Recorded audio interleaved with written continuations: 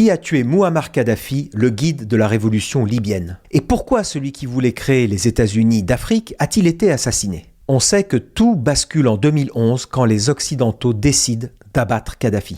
C'est l'année des printemps arabes, largement financés par la CIA d'ailleurs. De grands leaders du monde arabe tombent les uns après les autres. En plus de tout, Kadhafi appelle à unifier tous les pays du continent africain.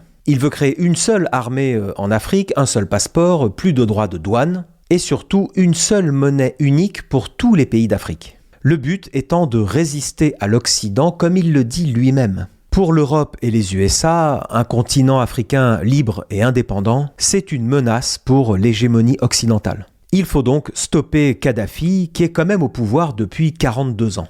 Alors Américains, Français et Britanniques vont armer et financer des rebelles libyens pour mettre la Libye à feu et à sang. Avec aussi un accord secret avec les rebelles qui vont promettre des concessions sur le pétrole libyen à condition bien sûr de renverser le président Kadhafi.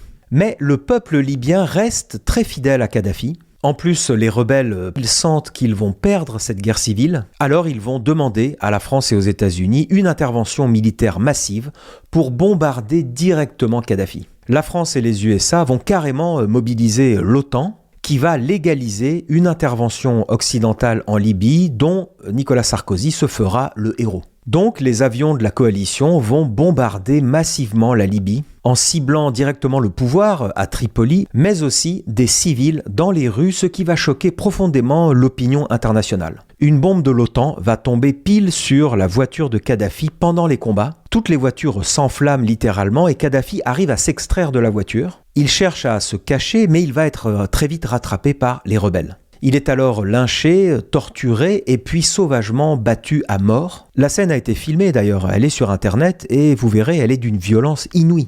Mouammar Kadhafi est inhumé dans le désert libyen, dans un lieu tenu secret pour éviter que sa sépulture ne devienne un lieu de pèlerinage. Depuis lors, donc depuis 2011, le pays est plongé dans la guerre civile, mais en attendant, le pétrole coule toujours à flot. Il y a un procès qui s'est ouvert en janvier dernier contre Nicolas Sarkozy. L'ancien président de la République est accusé d'avoir noué un pacte de corruption avec Mouammar Kadhafi. Pour un financement occulte de sa campagne électorale, on parle quand même d'un montant de 50 millions d'euros.